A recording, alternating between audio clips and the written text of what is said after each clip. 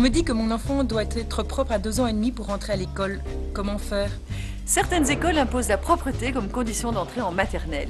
Voilà pourquoi cet apprentissage peut tourner à l'obsession. Or, comme pour tous ces autres progrès, l'enfant n'y arrivera que quand il sera prêt. Valérie Devis, responsable du service psychopédagogique de l'ONE, nous explique comment accompagner l'enfant dans cet apprentissage.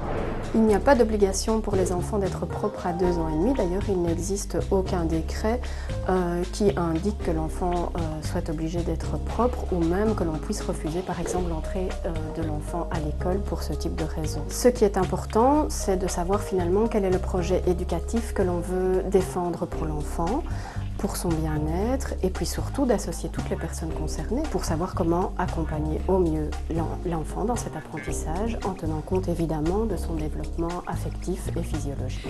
L'acquisition de la propreté n'est pas une affaire de volonté, mais d'évolution physique et affective. Mettre la pression sur l'enfant risque de lui faire peur, de retarder les choses ou même de nuire à sa confiance en lui et à sa santé.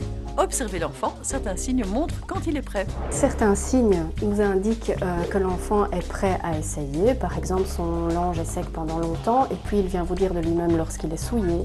Il s'accroupit, il est capable de se déshabiller, de s'habiller seul. Évidemment, ce qui est important, c'est que chaque enfant évolue à un rythme différent et donc entre ce moment où ces signes apparaissent et le temps où l'enfant est capable de se retenir, d'aller jusqu'aux toilettes, de se déshabiller, de se rhabiller seul, il peut se passer quelques semaines, voire des mois.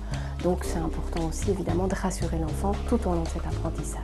L'acquisition de la propreté n'est pas linéaire. L'enfant peut régresser ou avoir de petits accidents, c'est normal et comme tout ce qui est important, ça prend du temps. Vous trouverez d'autres conseils pour soutenir votre enfant dans cet apprentissage complexe dans la brochure ONE « Charlotte, quand je serai propre ».